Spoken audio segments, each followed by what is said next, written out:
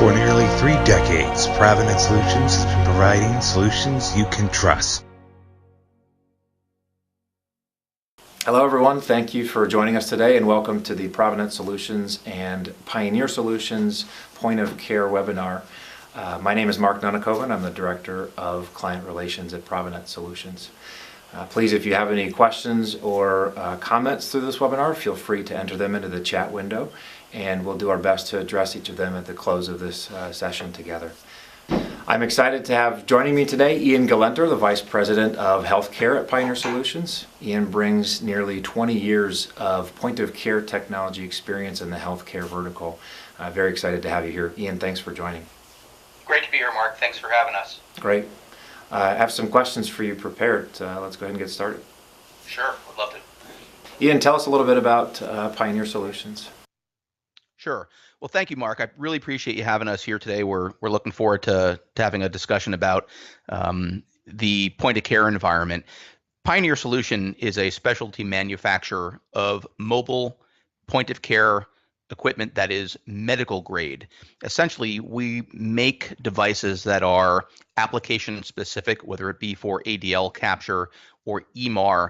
We look at the workflow, the clinician, and the environment, and we design a device that is going to create the optimal experience for the caregiver and really encourage real-time documentation. So Pioneer's been in business for about 25 years. We partner with the major EMR vendors, so we have a very, very good understanding of their workflow and their applications. We are workflow experts, so we understand the different roles and how the caregivers are documenting in their role. And as a result, we have deployed over 10,000 installations. So we have a very referenceable background and a good understanding of the types of pitfalls that facilities face as they are about to embark in EMR rollouts and device planning. Our products, thankfully, are made here in the United States. We are the manufacturer ourselves, and so we control our quality quite a bit, and we're able to give a very predictable result for our clients in that regard. That's great. Thanks for sharing. You seem to know a lot about point-of-care devices. I guess share what you can, what a facility should consider before they choose the right type of device. This is really where the rubber meets the road. The planning piece and the education piece is where facilities have an opportunity to get it right. The way we think about it is you have one shot to get it right the first time. And getting it right means creating a predictably successful outcome. That device has to work the way that you need it to, when you need it to, and where you need it to 99.9% of the time. I don't think anybody can guarantee 100% outcome, but it has to be very, very predictable in terms of driving that result. So the more information that a facility can get in terms of the right criteria for device selection, the right types of pre-implementation and pre-evaluation checklists and planning, post-installation support, the more that a facility can get themselves familiar with what goes into that, the more they can avoid pitfalls.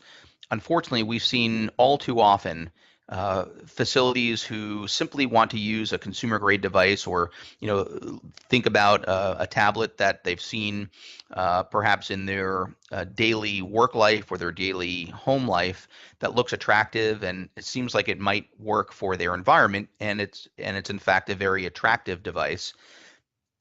But that doesn't mean that it's going to deliver a predictably successful outcome. All devices are not designed for the same thing. And it's very difficult to take a device that's built for a consumer environment and repurpose it into a healthcare environment that is operational 24/7 and in a very difficult utilization level as well. Great. There's a lot of good, useful content in there, but maybe we dig a little bit deeper into some of those components. There's a lot of things to consider there in choosing the right device. Would you ever say that there's one device that does it all?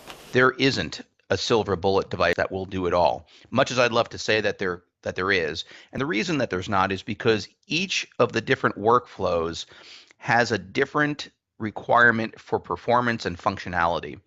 EMAR is very different than ADL capture.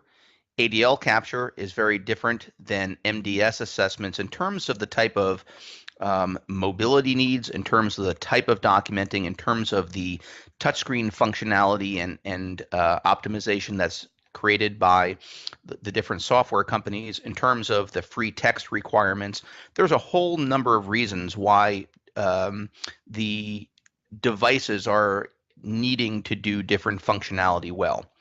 So while there is not a silver bullet device, there are very definitely wrong devices. And a wrong device essentially is the type of device that is equivalent to eating soup with a fork. It's just not the right tool for the job, and it leaves a lot of challenges where the caregiver becomes fighting the device to do their job. A perfect example of that would be a laptop on a med cart. We've all seen the typical med cart parked in the hallway where it's plugged in, where the laptop on top is plugged into the hallway because the battery has not lasted. The challenge there is that the caregiver is now hindered from moving a mobile cart to dispense meds. The average LPN has to dispense 7 to 10 medications per patient. They need that cart to be mobile to be able to do that, and they need to be able to document real time. If that cart is parked at the end of the hallway with the laptop plugged in, they are now fighting the battery in the laptop to enable them to do their job. That's the wrong way. And so that's why there's not the one device that does it all. But that's an example of a wrong device. So what we try to do is we pick several devices that are going to give an overall strategy, an overall result, given the different workflow requirements. Wow, that's great. Thank you. There's definitely a lot to consider there. Let's talk about mobile devices a bit. There's a lot of discussion about that lately. I think mostly surrounding how it promotes or encourages the component of real-time documentation. What are your thoughts on that? Real-time documentation is the goal for all documenting. Ultimately, what does not get documented does not get accounted for and reimbursed. So there's a ton of dollars that are missed both in a skilled nursing and assisted living facility where either the caregiver is documenting at the end of a shift or simply doesn't think to document for the support or the service that they gave at a certain care plan level. The challenge is that then leads to a lack of reimbursement. If we're not capturing the services provided, then we're not getting reimbursed for them. So ideally, we want the caregivers to document as close to real time or bedside as possible. A good mobile device at the point of care will give the caregiver the best ability to do that. It doesn't necessarily mean that they have to hold it in their hand. It means that the properties of the device have to be enabling for them to get to it easily and work with it easily. Coming back to that predictability model of predictable that it works where, when, and how you need it 99.9% of the time, that includes placement, that includes the number of devices per caregiver or per room, that includes considerations for battery life and uptime, that includes considerations for the type of touchscreen technology that will allow for the touchscreen to work with all different types of inputs so that the nurse doesn't have to think too much about how they're touching the screen and with what. It includes location of the device and whether it's easy to access by multiple people, whether multiple people have to fight for the device. All those things go into the actual strategy. So the real strategy behind this to encourage real-time documentation is an overlay. It's the device itself. It's the battery technology that supports the device. It's the strategy of how many devices per caregiver or per bed, and it comes into the placement. And as workflow experts, at the point of care, we take all that in consideration when we work with a facility to help them plan and think through that. Thank you, Ian. Let's pretend that I'm a provider and I've implemented point of care technology a number of years ago. I'm due for a refresh. What are some pitfalls that I should be aware of or look to avoid? And then maybe spend some time talking about the differences between a medical grade device and a consumer grade device. This for us is a crucial question. There are repeatable known pitfalls that are easily avoided by going into the planning with the right information. A lot of facilities, unfortunately, don't take advantage or don't have access to this information, and therefore find themselves wasting money on devices that have to be refreshed. So let's start with the major consideration of what a facility needs to know. There are different classifications of devices: medical grade and consumer or commercial grade. These are designed for very, very different functions. A consumer grade device is a laptop, some of the tablets that are that we would use for our personal use, a device that is built for email, for business, for streaming content, for making presentations, for internet access. They are designed to offer the latest, greatest features and functionality for folks who are doing multi-processing and multitasks. They feature lots of open data ports for accessorizing, screens which are very, very high resolution and glass edge-to-edge screens that are thin and very, very high image, lightweight housings and materials that are soft to the touch. In essence, they're trying to make the device much more a part of our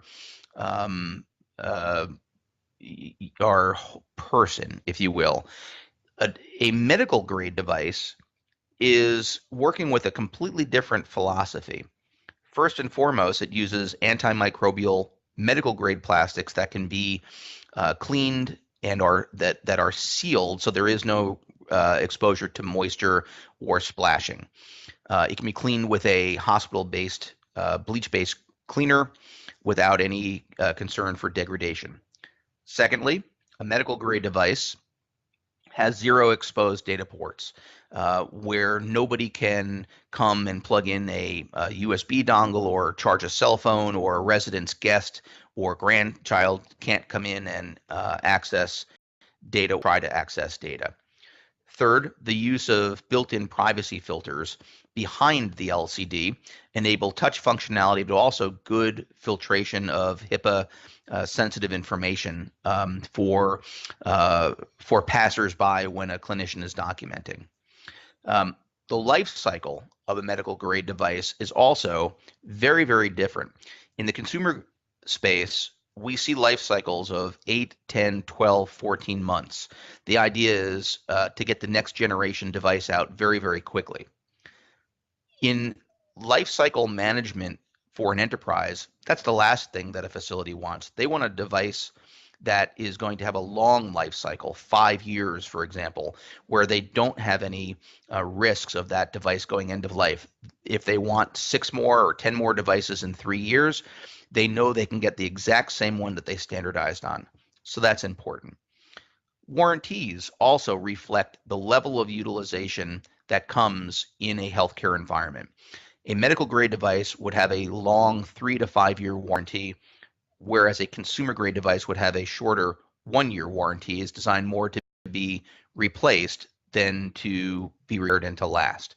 Those are some of the critical differences, but also and one of the main differences is in the touch screen technology itself.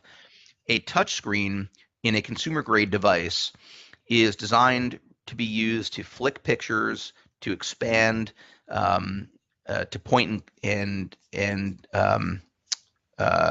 shift your image on the screen, not to take the same input in a drop-down location hundreds and thousands or tens of thousands of times over the next 3-5 years in the exact same location. So the big difference is in terms of what it will withstand and what will it allow in terms of input. A good medical grade device will allow for the touch to be in the exact same drop down location millions of times, literally millions of times, without developing a dead spot. In addition, it will allow for that input to take place with a hand and a bare skin, a pen, a stylus, a gloved hand, a fingernail, or as commonly is the case with a lot of folks documenting, an ID badge on a lanyard to tap on the screen. A consumer grade device will not allow that. It will only allow the input to occur with bare skin because it works in electricity. So these are some of the major differences. They're not small details. And then finally, battery. Battery technology that gets used in consumer grade devices is designed to be plugged in and charged after the battery runs out. A medical grade device, such as the one made by Pioneer, utilizes an advanced battery technology that encourages hot swappability, essentially the ability to exchange the battery while the device stays on with an internal battery to allow for 24/7 mobile computing and mobility. So for example, going back to the med cart, whereas a laptop needs to be plugged in when the battery runs out, a good medical grade device for the med cart will enable hot swap battery utilization so it will run 24/7 without ever being plugged in. It completely changes the game. So for a company that's ready to refresh, there's great news. There's so much available for them in the medical grade category that will give them a very predictably successful result the first time out of the gates. That's very helpful. Thank you, Ian. Let's talk a bit about mobility with the medication carts. Talk about how that process has improved for medication administration for the caregiver. Here's where the discussion of mobility and battery technology and medical grade computing really shines. So the medication cart, everybody has seen them. They're these large cabinets carrying many medications on wheels designed to be mobile. So on the medication cart, you frequently have a pitcher of water, a pitcher of juice. You have some paper documentation. You have a keyboard, and you have various other accessories for delivering the medications and accounting for that. That whole cabinet needs to be rolled down the hall, typically serving 14 to 20 patients off of a single cabinet, and each patient on average gets between 7 and 10 medications. So the computer has to be able to enable that workflow very efficiently. One, it has to be lifted off of the work surface to give a clear work surface. Two, it has to be completely mobile, such as with a hot swappable battery, so they never have to worry about going to plug in. Three, it has to be clippable, it has to be spill resistant, it has to have a privacy filter built into it, and the keyboard has to be also sealed, washable, cleanable, and antimicrobial. That is what's necessary to get them to really be able to mobilize this cart. And that's the exact change that's occurred. Historically, facilities really only had a laptop to turn to. That's all that existed. The problem is the laptop was never designed for mobility. It was designed for portability, essentially going from the desk to the conference room, and that sort of a workflow. Now we can take the med cart from a laptop scenario where it's constantly being plugged in, where there's high wear and tear, where there's high breakage rate, where there's high damage from spills, and give a good medical grade mobile all-in-one computer that will enable them to be mobile, just as I discussed, and take away so much of the challenge that nurses have had. Now they're able to focus simply on dispensing meds, documenting easily by leveraging a touchscreen in addition to a keyboard, but eliminating all of the challenges of what a laptop has presented. So complete game changer in terms of mobilizing the workflow for nurses. Ian, this has been a ton of very helpful information. I really appreciate you sharing that with us today.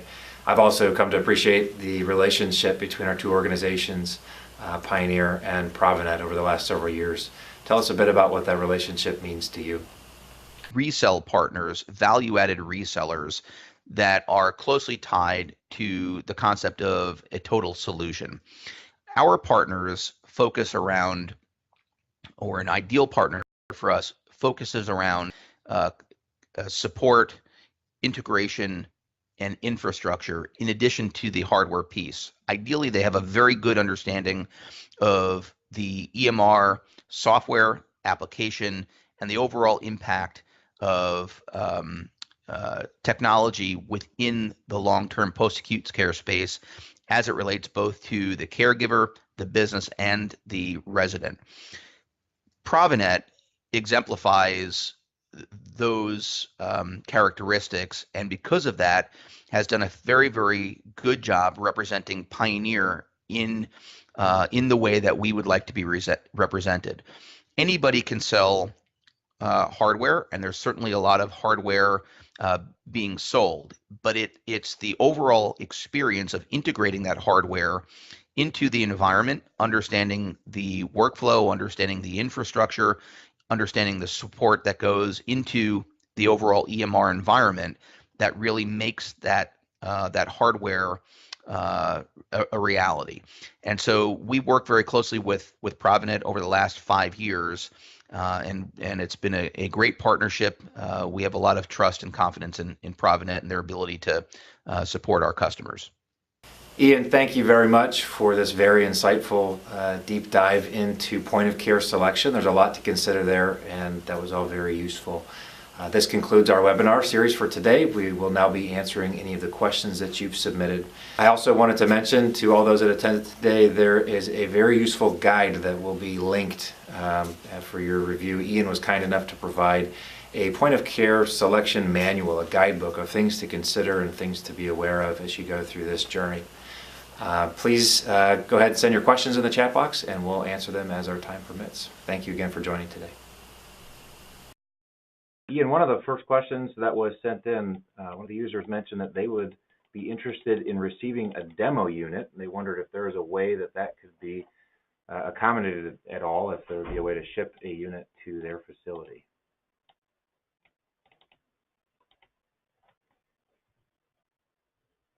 Ian, are you there?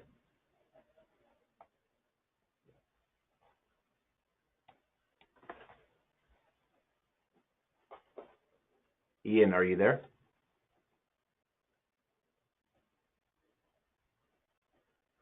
I will let Ian address that separately. You might be having some technical difficulties. The second question that came in, I actually personally know the answer to.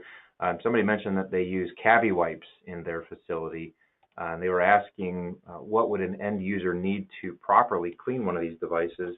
I specifically in our facilities, we've used a couple of different options for this. One of the benefits of using the Pioneer device is because it's medical grade, you're actually able to clean it with either bleach-based or alcohol-based wipes, which you never recommend on any traditional type of touchscreen device. It would actually potentially ruin the touchscreen. So things like stereo wipes or cavi wipes can become relatively expensive, and on most of those carts you'd find bleached-based cleaning solutions regardless, and so you're able to actually clean off the keyboard, mouse, and the actual touchscreen device with something even bleach-based or alcohol-based. So that's a great question. Definitely makes it useful when you're putting these on the carts. One of the other specific questions that came in was whether or not we provide an on-site assessment service to help plan for their needs. And I know that Pioneer routinely provides this. Pioneer can both schedule time on site or even kind of a remote discovery to better assess each user's or each facility's needs. And that could be anything from a brief infrastructure analysis to make sure that they're able. It could be basically looking at what quantity of devices would you even need. Let's look at your user workflows. Is a mobile cart best? Is a kiosk on the wall sufficient? Would it be at a nurse's station? Or even tablets, right? There's a lot of different types of devices there, and so it's possible that it could be any combination of those devices. We look at that and say, let's assess your actual needs to make sure that you're getting the right type of device, the right quantity of types of devices, and let's help schedule some kind of budget for, a budget, I guess, for rolling this out. And that could be a brand new implementation with a brand new EHR, or just a refresh. If you have pre-existing hardware and it's coming due for replacement, we want to be able to consider that also.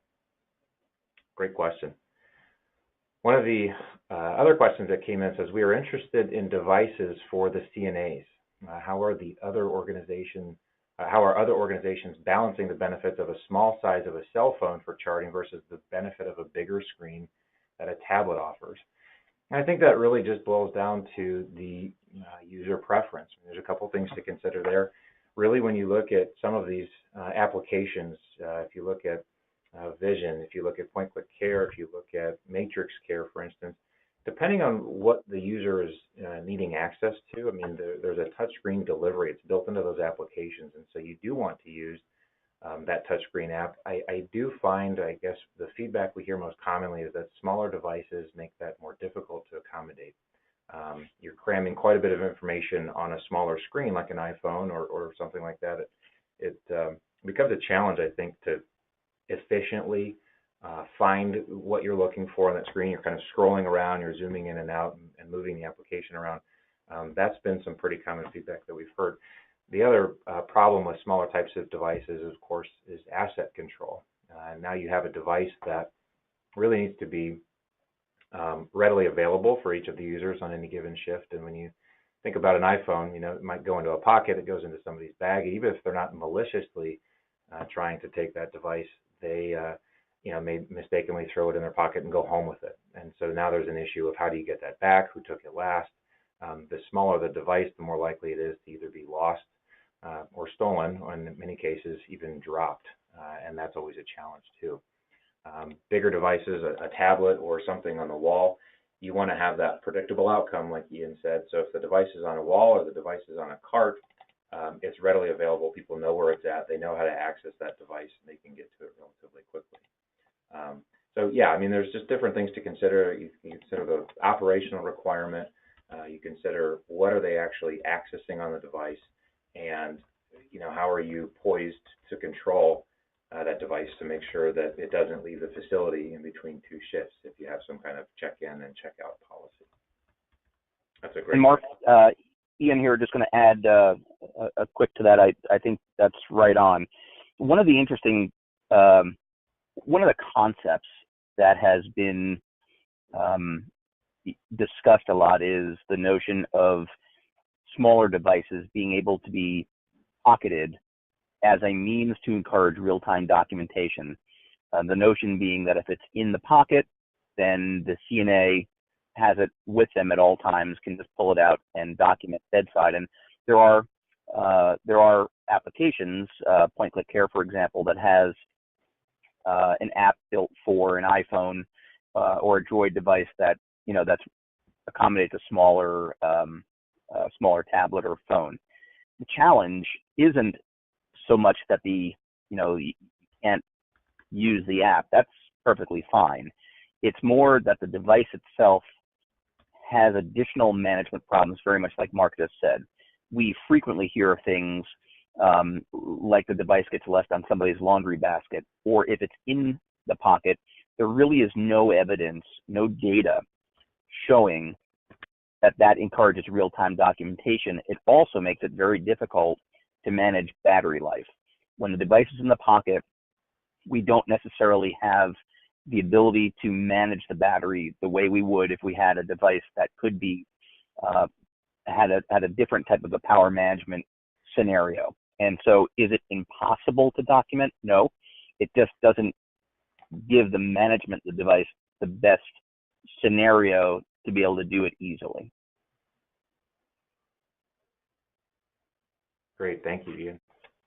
One other question came in earlier. I'm not sure if you heard it or not before we jumped into a few of the others.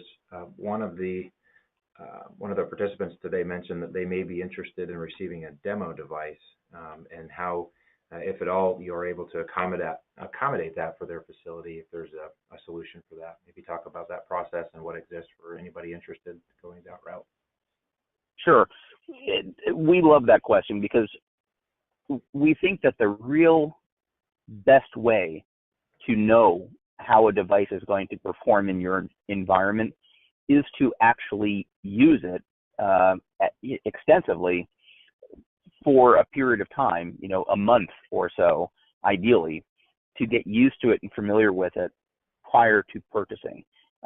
Once you have purchased devices, you own it. And we like to say that you really only get one chance to get it right the first time, even if you're doing a refresh. So for Pioneer, providing demo units at no cost is an important part of helping our customers get prepared. So for those folks on the call, the program today who are interested, by all means, feel free to contact ProviNET or myself. We'll be happy to discuss your specific workflow and provide you with a device that's going to be best fit for that application or applications in the event that there are multiple different scenarios or multiple devices that would be needed. Great. Thank you, Ian, for answering that question. I didn't see any other questions come in. If anybody else had any questions, they can quick fire those off now. Otherwise, I believe this concludes our presentation today. Thank you for taking the time out of your day, Ian, but also each of the recipients. I appreciate you being willing to join. Hopefully it was useful to you, that you learned some beneficial information. And don't forget to go check out the ebook that's been prepared. There's a lot of really neat information in there, planning resources, and even just helping you better understand not only the differences between commercial grade and medical grade or consumer grade and medical grade devices, but also just the planning exercise, making sure you understand your requirements and planning accordingly so that you're able to implement the correct point of care device. Again, thank you all for joining today. Appreciate your time. Please feel free to reach out if there's any other questions you come up with. We'll be happy to assist. Thank you all and have a great day.